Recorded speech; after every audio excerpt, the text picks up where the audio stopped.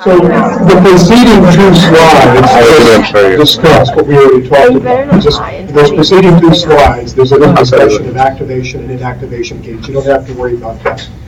But again, what I do want you to be able to tell me with respect to a neuronal spike, the onset, the beginning, the initiation of a neuronal action potential, because we really talk about the beginning here.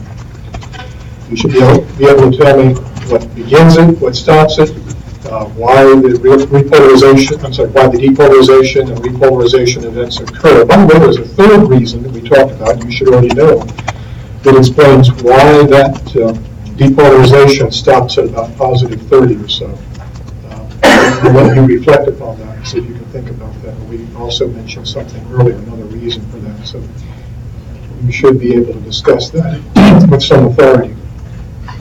So this is just a summary of what we've been talking about. You can see the traditional spike represented here. You can see the discussion of depolarization, repolarization. Make sure you understand what we mean by sodium and potassium currents. In reality, there are multiple types of sodium channel and potassium channel. They're not terribly important for our discussion now, but bear in mind that some sodium channels they behave a little differently than others, and that's even more true for potassium channels. You know what a local potential is. You know about the depolarization that occurs prior to threshold. And as I say, don't worry too much about the after potential. The biochemistry of this, as will be the case along several points in here, is far more complicated than we need to get into. But just understand that under normal circumstances, the neuron will return to resting membrane potential largely through the activity of the sodium-potassium pump that you saw in the animation previously. This animation is up on the website, but it has some confusing aspects, so I think in the interest of the general principle of confusion avoidance, I'm going to skip that. But if you go to the website and look at it and have any questions, let me know, and I'll be happy to go over it.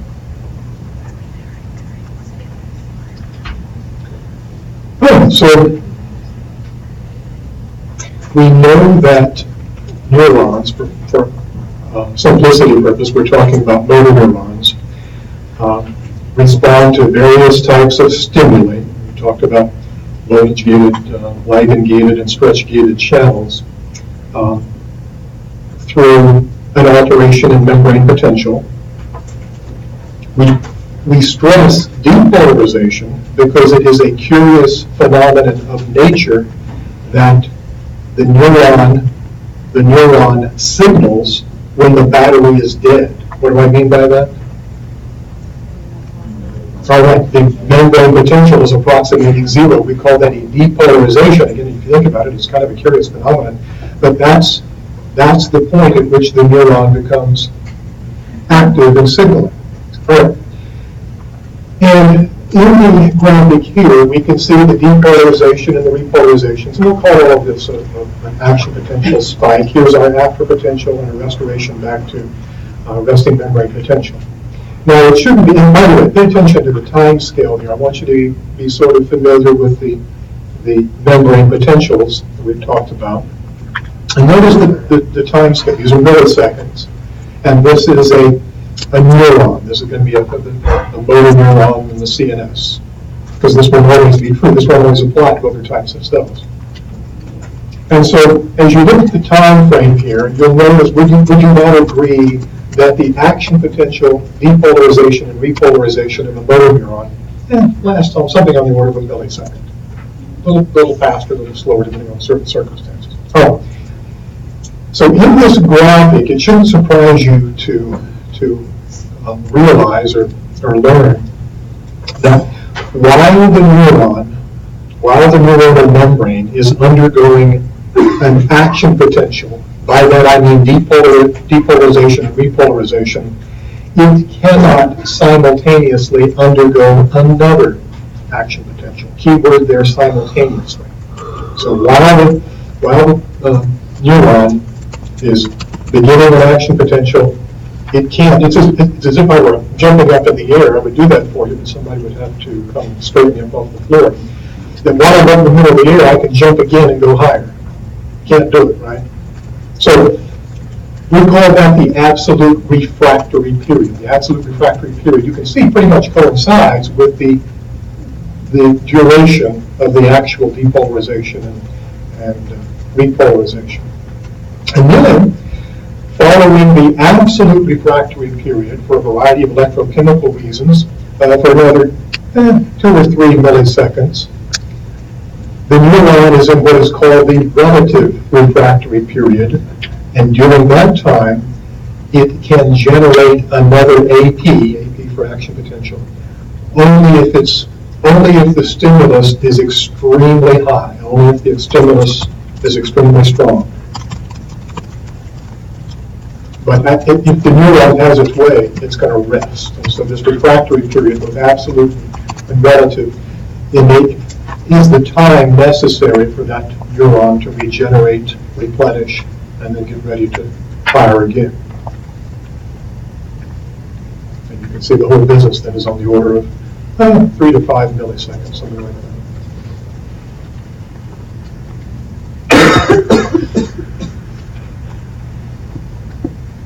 We talked about velocity of conduction, and I think I made this point earlier. The only points I want to add to the rather ponderous, torpid, really disgustingly slow rate at which the human nervous system operates is that, number one, the speed of neuronal conduction is primarily determined by 2 factors. The size of the axon, the bigger the faster, and then number 2, the degree of myelination.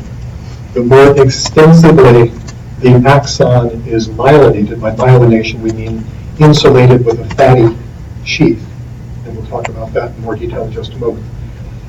The greater the degree of insulation or myelination, the more rapid reaction potential. So 2 primary factors, size and myelination. But let's say we have a big fat neuron that's, by the way, you're engineering the system. Would you pick the myelin on the small axons or the big axons? You put it on the big one? That's where it is. I'm not sure I put it there, but that's where it is. So, yeah, the larger the axon, the more likely it is to be myelinated. So let's say we have a big, massive, hairy axon, and it's covered with myelin. What's the maximal rate of neurotransmission, action potentials? You can see here, 110, 130 meters per second. But more commonly, I saw some advertisement recently about some cardiac medication, which they were talking about. Did you see this about action potentials traveling faster than jetliners, faster than the fastest aircraft? I don't know how he could say that. I don't know.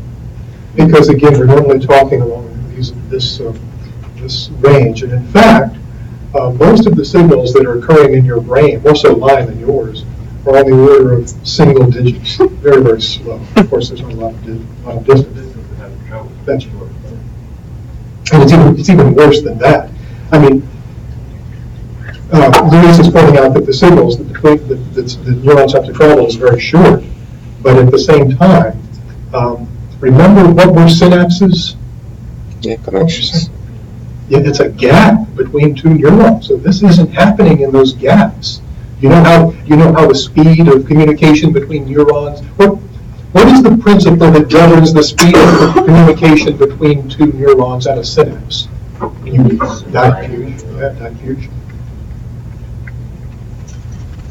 So even in your retina, you have, before the signal even leaves the retina, you have 5 or 6 synapses, and a few of these. So again, it's amazing that we're able to respond to the world around us at all. In reality, your brain cheats. You're actually about 1/10 of a second behind reality. And your brain is actually compensating for that. If your brain did, and there are many examples of this. We don't have time to get into them now because I want to work through this, but many examples of how your brain compensates for the dilatory, torpid nature of your nervous system.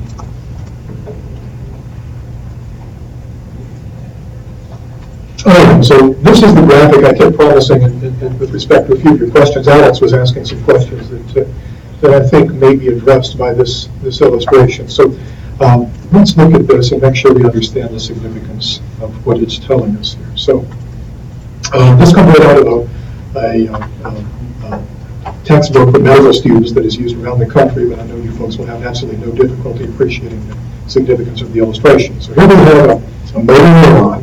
Here's the cell body or the soma here. Here's our dendrite. Here's some presynaptic inputs, right? Well, the dendrite.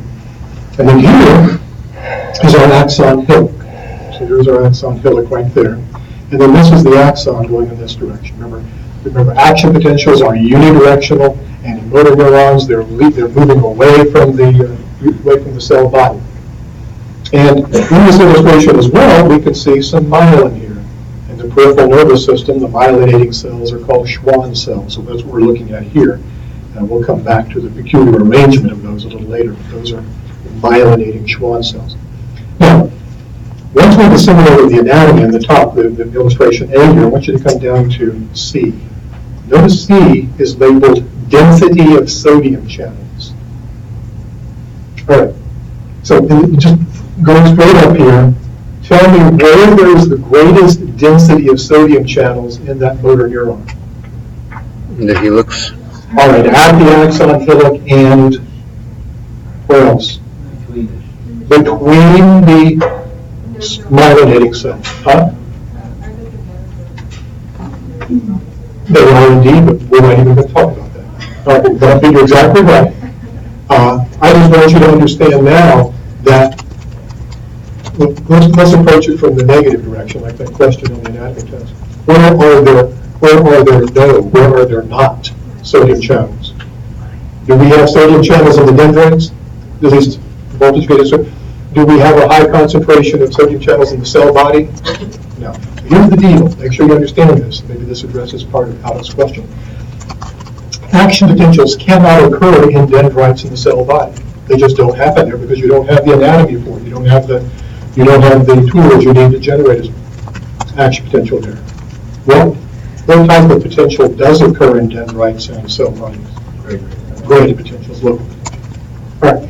So that addresses part of our question, and then this is a bit of a mystery too. What we're saying, and this should just cause your brain to explode, is that action potentials on an axon can only occur where there is no myelin sheath. That seems crazy. Okay. But this is an important point, because what this tells us then is that the AP can only begin at the axon hillock. All right. You know the factors that are responsible for generating the AP. We talked about the two criteria that have to be satisfied and so on. All right. Let's say we now generate an action potential here at the axon hillock. Why can't it go backwards? Why can't it go back into the cell? Because there's an insufficiency of voltage-gated channels proximal to the axon hillock to sustain it. Therefore, this explains why the AP of a motor neuron is always in this direction. It starts in the axon hillock, it cannot go backward, and we'll talk more about the mechanism of propagation in just a moment. Because we have a couple of things to explain. We need to explain this too. And I want to make sure you understand how important this is. And don't forget this, because this is going to crop up again. So they can't go backwards just because of the voltage-gated channels closed? No, they're not there. Oh. They're not there. We don't have an adequate abundance of it. You would agree, right? So here's the density. This is density of sodium channels. High density at the axon hillock, very high density between the Schwann cells. Very low here.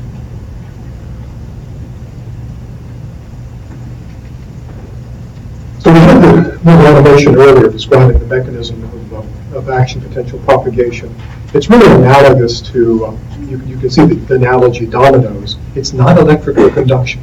It's not electrons moving from the cell body down to the axon terminal. Rather, it's a successive membrane depolarization. Here, here, and here. Analogous to falling dominoes. If you look at the animation here, so the blue thing is an axon. The action potential is moving in what direction? From top to bottom, bottom to top. How would you describe the direction of the action potential? From top to bottom. So the signal is moving in this direction. What is the direction of current flow in the action potential? What is the direction of current flow in the action potential? Doesn't it depend on what sets the action potential? Because when sodium rushes in, is that the current rushing in? All right, so my question remains good. I don't disagree with what you said. So what is the direction that the sodium is moving when it rushes in relative to the direction of the AP?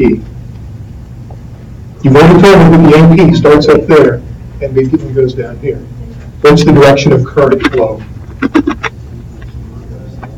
Huh? I think I heard somebody say it's perpendicular. In a wire, the current flow is parallel to the signal. In an axon, it is perpendicular at right angles, whatever term. So again, this is not electrical communication. When it says sodium rushes in, you can see it starting up there. We have a voltage-gated channel opening. What causes a voltage-gated channel to open? A change in membrane potential. So let's say there's one at that picture there. All right, this one opens, that one's closed. What's going to cause this one to open? It only opens when this one opens. Why does it open? Because there's depolarization. Depolarization opens this one. That's still closed down there. What causes that picture to open? When this one. And it takes time for that to unfold. And again, that's why our neuroconduction is so torpid, so preposterously slow. But make sure you understand that for both sodium and potassium, the ion flux is perpendicular to the vector of the signal.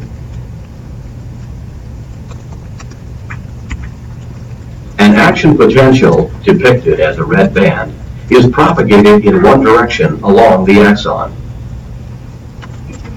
During an action potential, the inside of the cell membrane becomes positive with respect to the outside.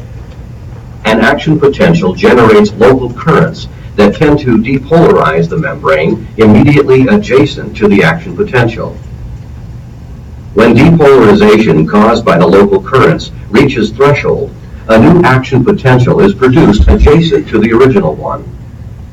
Action potential propagation occurs in one direction because the recently depolarized area of the membrane is in absolute refractory period and cannot generate an action potential.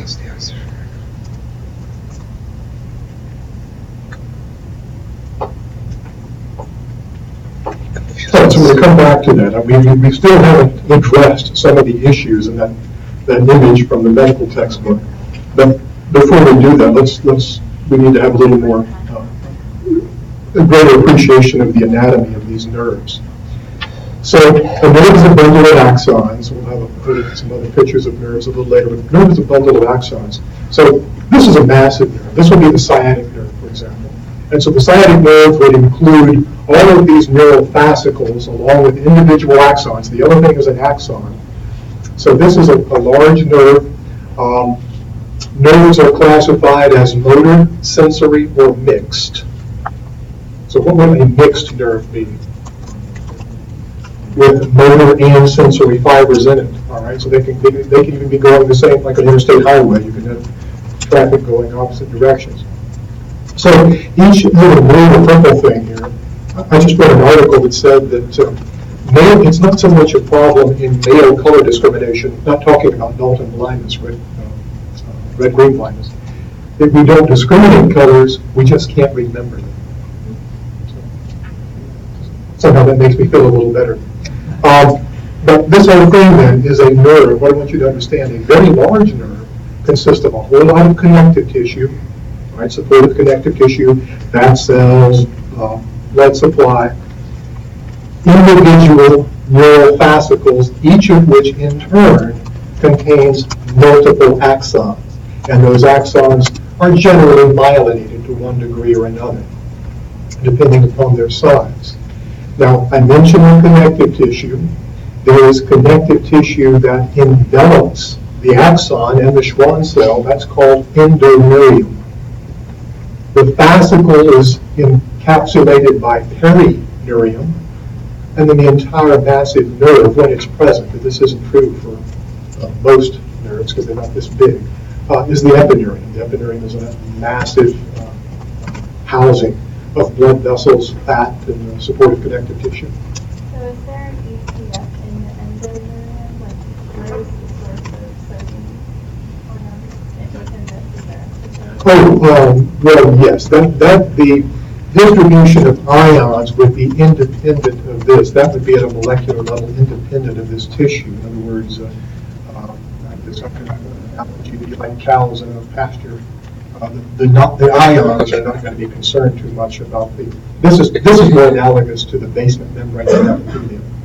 So it might affect the migration, but it wouldn't affect the relative abundance or density across the axon membrane. And as you can see, the Schwann cell is actually more proximal to the axon than is the endoneurium.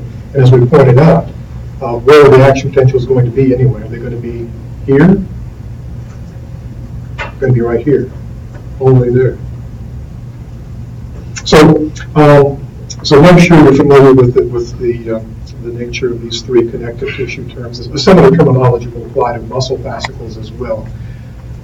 We indicated that the axon is likely to be peripheral axon is myelinated by Schwann cells, also called neurolemmacytes. Neuro, nerve system, lemma means boundary, cyte means cell. So these purple cells are sometimes called neurolemmacytes because they bound the margin of the axon. But the neurolemma is just the margin of the axon. And then, as has been astutely pointed out, the interval between the Schwann cells and a peripheral nerve is called a node of Ranvier. So here's one right here. So here's our axon along there. That's called the axoplasm. Here's the enveloping fascia of a Schwann cell. That's the Schwann cell membrane there. And so this thing then would be the node of Ranvier, right there in the middle between the two. So again, this is the node of Ranvier. So don't tell me that the nodes of Ranvier are myelinated. They're not. Don't let me trick you with any type of wording.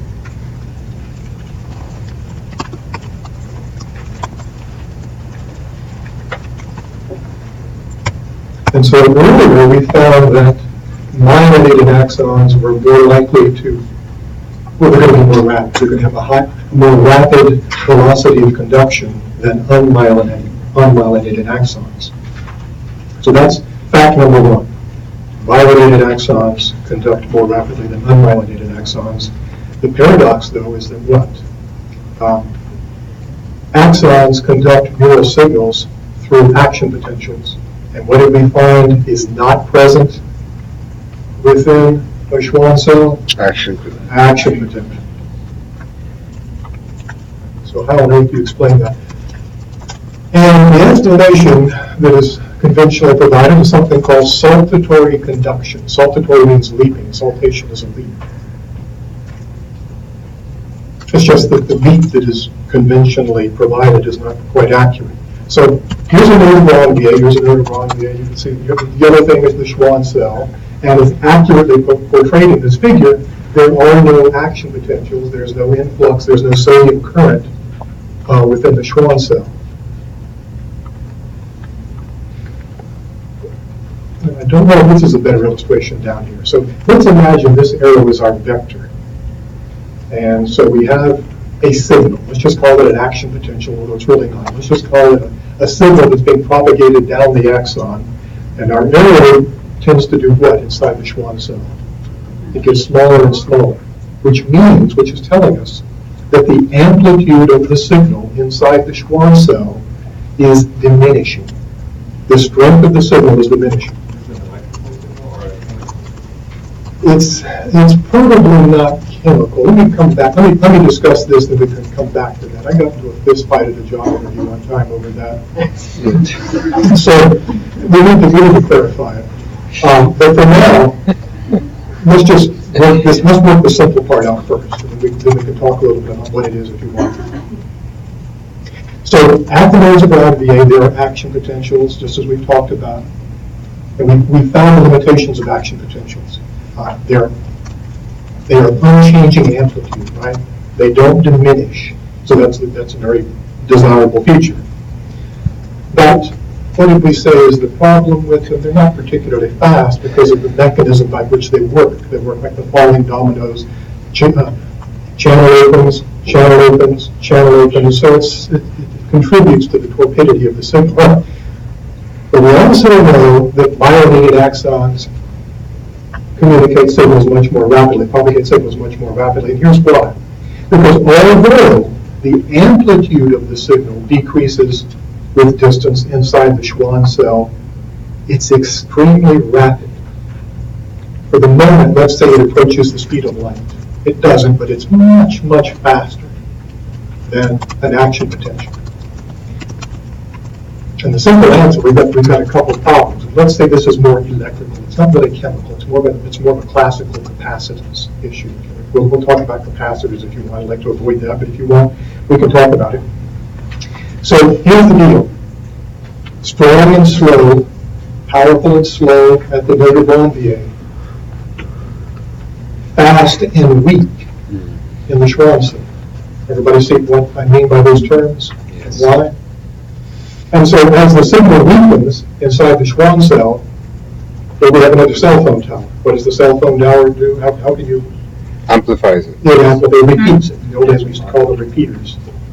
Repeats it, builds it back, it turns back up, then another Schwann cell. So, very fast inside the Schwann cell. But the signal decreases. If you don't have it, the signal slows down. Current weak slows conduction. It's described in these. Remember we took into the beginning slide, I was going over why axons are not electrical conductors. Remember we talked about several reasons. The axoplasm is not a very good conductor, and the Schwann cell, which should be acting as an insulator for this to work, No worry. it's not a very good insulator. It's really slow. Watch The electrical charge is leaking out. Any of you know what a shock box is? I guess a shock box could be anything these days. I'm going way back. This was when I was in high school, but if you take apart your television or what else would you find? Because you don't find them much anymore. They're in power supplies, large power supplies. You ever seen these large cylinders in a power supply? You take them out.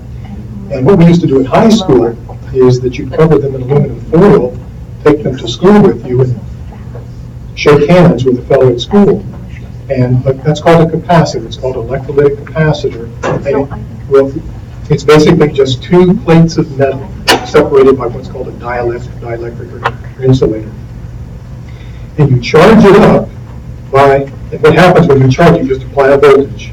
And inside that capacitor, the capacitor it can acquire several thousand volts, depending upon the size, several thousand volts, but at very low current. So when the person reaches out and touches a wire and the aluminum foil around it, it's a very powerful shock, but it doesn't kill them usually. We didn't lost a handful of students. They had it coming anyway. But that's pretty much the principle. That discharge, that capacitance discharge, again, I can give all sorts of examples. If you ever worked on your computer and they tell you you're replacing a component, maybe your memory chip, and they always tell you to put an electrostatic protect, that's what you're trying to avoid, the discharge of capacitance, because that can damage the components. And that's instantaneous. That discharge is instantaneous. So we're charging, this is a capacitor, we're charging that transmembrane capacitor. And you'll notice this is not electrical, because what do you know about electrical current? Those are electrons. Electrons are negatively charged. Now, this is the closest thing I can compare this to is capacitance. And capacitance is virtually instantaneous. This is like a successive bundle of electrolytic capacitors. You charge them up, rapid discharge, charge, rapid discharge, and again, this is almost instantaneous. So the mechanism isn't terribly important, but do we understand the general principle? Yeah. I'm so confused by it saying slow conduction. Shouldn't it say No. so you Current. say fast conduction but a weak charge? So how would you define that? What's a leak? We want. Weak is a channel. No. Well, it is, you're right, in a way. So our signal is moving this way. So if my signal, my desired action potential, or my neural signal is moving this way, if it's going to leak out, which way is it going to move? Yeah, and when it does that, that attenuates the signal. So the more leakage you have around these Schwann cells, the slower their speed and the lower their strength. So this is referring to the leakage, not the propagation along the axis of the axon. I have a little animation here, which sometimes works. I don't know if I can get it to work with the touch screen. Here we go. So at the top, we just have an unmyelinated axon. There we go. You've seen several animations of this. Oh, sweet. And by the way, you can see the refractory period following right behind it. Right? We can't go backwards. All right, look at saltatory conduction. Again, this is a little rudimentary. Slow, fast, slow. But at each node of Ranvier, that signal is being regenerated so that it can then speed rapidly by means of the capacitance through the Schwann cell. By the way, so here's the cell body up here. The axon is coming along down here. And we indicated that here's the axon hillock. We've established that the action potential cannot go back into the body, right, once it's excited here. Why was that? Because you don't have the essential membrane anatomy to sustain those. You don't have an adequate density of voltage-gated sodium channels. But let's take the action potential down. Let's take the axon here, and I'm going to stimulate it. And I want you to tell me which way the action potential is going to move. Is it going to move that way or this way? If there isn't already one going. No, I'm just going to, nothing's happening. It's Sunday afternoon. And yes, well, going to go both? Bob says both ways. Anybody disagree? Everybody? Anybody? Somebody? If it's a motor neuron, it's going away from the controls. All right, but why is that? Because of the input. Because up here, I couldn't go backwards.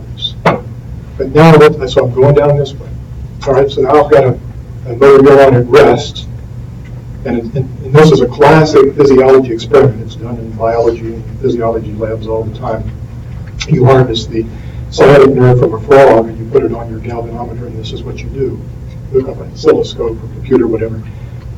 And you hit it with a little electrical signal. And Bob's exactly right. It goes both directions. It goes this way and that way. Why? And then what follows behind it? And once it goes this way or this way, can it turn around and go back the other way?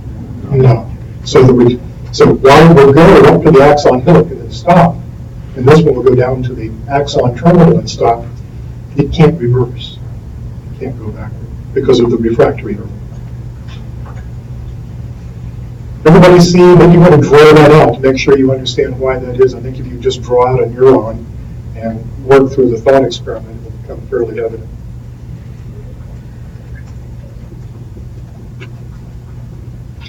Oh, I'm in trouble. There we go. Oh, it gets better. Right, there was one thing I wanted to mention here. So this is an illustration from the Netter textbook, and there's nothing new here except right here. And it says the most rapid afferent and efferent fibers are those supplying proprioceptive structures. And because we haven't talked about these things, let's make sure we learn all these terms. Proprioception is your ability to know what all parts of your body are doing at any given time. You have sensors, if you will, that tell your central nervous system what your right arm is doing in relation to your head and how your head is moving in relation to your foot. And of course, gifted athletes have this perhaps in greater ability than the rest of us do because they have enormously capable control of the body. But that's proprioception. And so it says here, because there's something here that I think is a little interesting.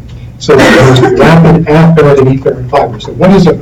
When we talk about the nervous system, what is an efferent fiber? Efferent. Leaving. All right, so that's a motor neuron. Efferent fiber is any could be an axon, be a motor axon that leaves the CNS for the periphery. Afferent would be sensory.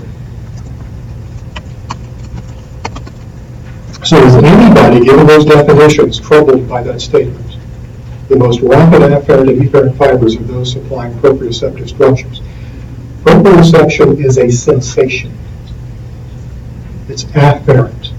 So why would we have, and by the way, proprioceptors would include things like muscle spindles. We can mention this now because we won't have time to talk about them much else later. Embedded within the contractile fibers of your skeletal muscle are little sacs, called spindle sacs, that resemble the muscle cells, but their job is they just stretch. As your muscle contracts and relaxes, that spindle fiber stretches and relaxes along with the muscle. And that's a sensory structure. It's taking signals, it's monitoring the contractile state of the muscle and then conveying that information back to your brain. So why would those spindle fibers, they're sometimes called intrafusal fibers, why would they be attached to efferent fibers? They're afferent. They're sending information to your brain to tell you the contractile state of your muscle, and then you have various other senses that integrate that information. Anybody have a thought on that? Why would you have efferent fibers go into a sensory structure? This happens in the ear and various other locations as well. So balance? I'm sorry? For the balance purposes? Well, let's think of it this way. Let's say I'm going to use a level. You know what a level, carpenter's level is? I'm going to use a carpenter's level to tell my brain how much motion my arm is making. Are they inhibitory? They may or may not be. In other words, why would you want to inhibit the sensor? Well, I want the sensor to tell me that information. So whether you call it inhibitory or excitatory, I don't know that is really the essential point. And I don't know that I can, in this limited time, I can give you a thorough explanation. But let's say we have a carpenter's level strapped to my arm here, and I'm going to bend my arm, and of course that bubble is going to change now, and the information is going to go to my brain. All right, now the brain has an understanding of where my arm is. In order to get that level to do its job again, I've got to turn it back to where it was. All right, so your spindle fibers are constantly changing their length because they have to be at an optimal length in order for your brain to understand what's going on. So as you contract the muscle, they get shorter, and then the efferent fibers lengthen them again. And so there's this dynamic interplay. There are many examples in your sensorium where the sensor is both afferent, but it's also receiving efferent signals to maintain its sensory function. So, not to go forward, I just wanted you to be able to interpret this sentence. The most rapid afferent and efferent fibers are those supplying proprioceptive structures, because in order for that sensor to do its job, that mechanical sensor, it has to be changing length as the muscle changes dimensions as well. And you can't do that unless it receives a signal from the brain. Since they're the most rapid, are they the most myelinated and addictive? Well, that's what this figure, that gets us into another story here. But the simple answer to your question is, in general, relatively speaking, yes. So let me ask you that question. You're designing the system, you're the engineer, you're the systems engineer for this. Which should have larger neurons? Which should have larger axons? Your pain receptors or your proprioceptors? Which is more important to you? Hey. Nobody wants pain receptors. Why would you want that? What what would be the advantage of having fast pain receptors? Yeah, that's right. And yet most of you, didn't I hear most of you say proprioceptors? Or, so why do you think that, what's your reasoning there? Because if you have pain and you don't have opioid, just because you have pain doesn't mean you know where to move the pain. So you could just increase the pain. Say, like, you have a hot surface, and your proprioceptor know you can press more into the hot surface. I think that's plausible. I think that's reasonable. If the bear is crunching down on your foot, what is more important? Your sensation of the pain of the bear crushing down on your foot, or your ability to get away from the bear? That's how it's usually explained. Of course, I can't give you a definitive answer. This is something called evolutionary biology that comes up with these crazy things. So we're talking about myelin. You'll deal with a lot of demyelinating diseases. Somebody comes up with a revolutionary theory or even revolutionary therapy from time to time. But by demyelinating disease, such as multiple sclerosis, we're talking about the myelinating cells, both in the peripheral nervous system and the central nervous system, degenerating. They simply become less abundant. They lose the ability to do their job. And as a consequence, both motor function, sensory function, in some cases even cognition are affected. And what we find, and all this is telling you, is that oftentimes this is the result of an autoimmune attack. What do we mean by autoimmune? The body's immune system is attacking itself, and for that reason you'll often find that antibody levels go up during demyelinating diseases, especially MS.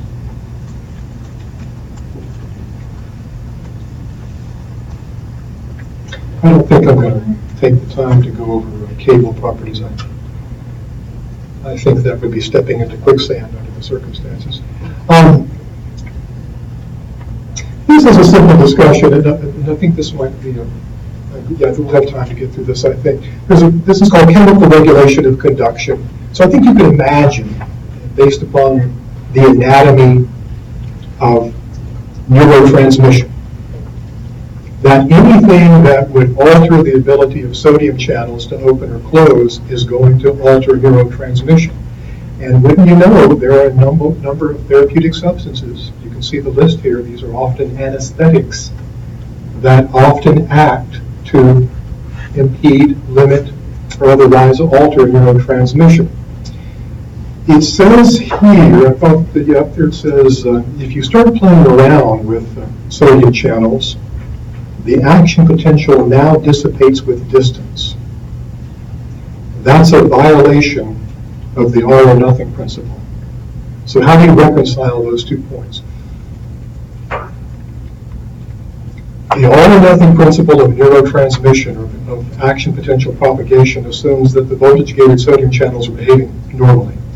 If you introduce a chemical that impedes the ability of the voltage-gated sodium channels to conduct the sodium current, then the all or nothing principle is compromised. It's no longer valid. So that's all the only point we're making here.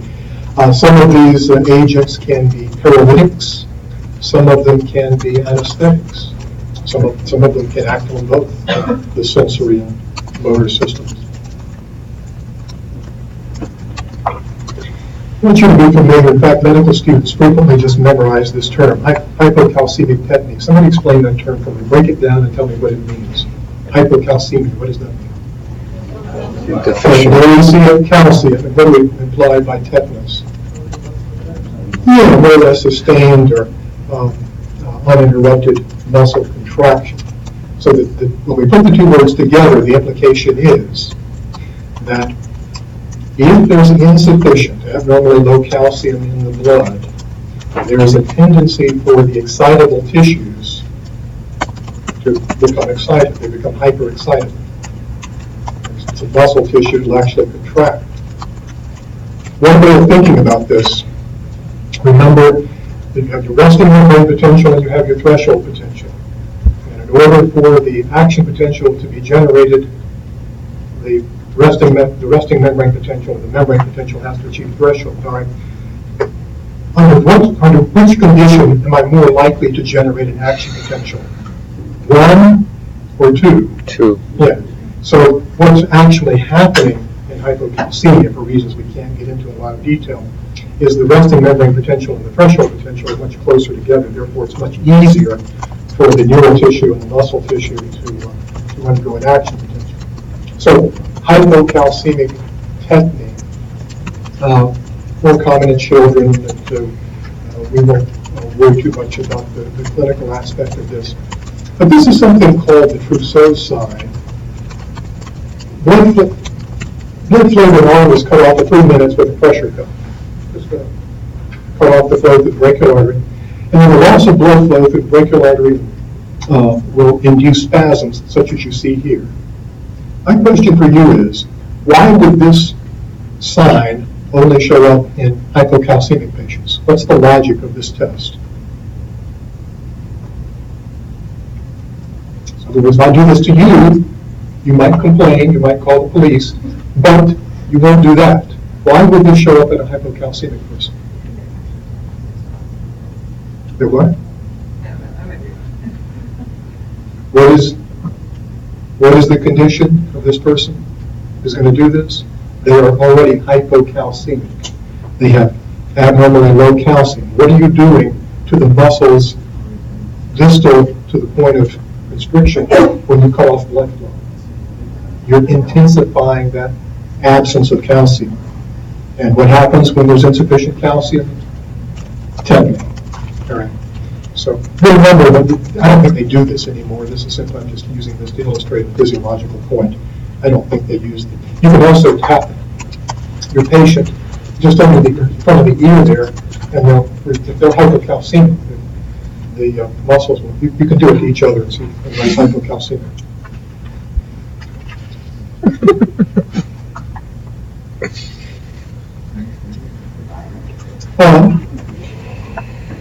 Medical students sometimes remember hyperkalemic tetany as well. So what is hyperkalemia? You have very high potassium. So don't confuse calcemia and kalemia. And if you do this little exercise, students are taught to do this in medical school. There's your cell. Is potassium at higher concentration inside or outside? Inside. All right, so we have a big K there, and you have a little K out here. But what happens in hyperkalemia? Which one it gets bigger? Right, so in hyperkalemia, we would have. So which way is the potassium going to diffuse? It's going to go into the cell. All right, potassium is positively charged or negatively charged? Positive. All right, so what are we doing? What's the effect on the membrane? Is it depolarizing or hyperpolarizing?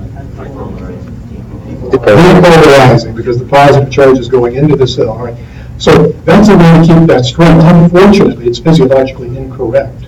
Virtually every textbook explains it this way. But that will help you. That will help you remember the effect of hyperkalemia. The effect is transitory. There are massive effects on the heart rhythm, and so on. Unfortunately, hyperkalemia and hypokalemia in terms of symptoms are not inverse. You can't make any generalization of that type. And we won't get into this in here, but I do want you to know that disruptions of ECF ions can have drastic, sometimes fatal consequences for your patient. How do they put people? What's the fight over now about the capital punishment? It's not. There usually 3 steps. You've got to put the person under, and eventually you're going to kill them. What do they kill the patient with? Yeah, potassium bromide or some other potassium salt. Pointing out that this is going to have dramatic effects on heart rhythm. But I'm not going to ask you. You don't have to be on the test. You're not responsible for this. But I just put these in to show you what you can afford to in your clinical coursework and why this is important. I'm not going to ask you about this in here, but it will come up later. All right, that's all for today then.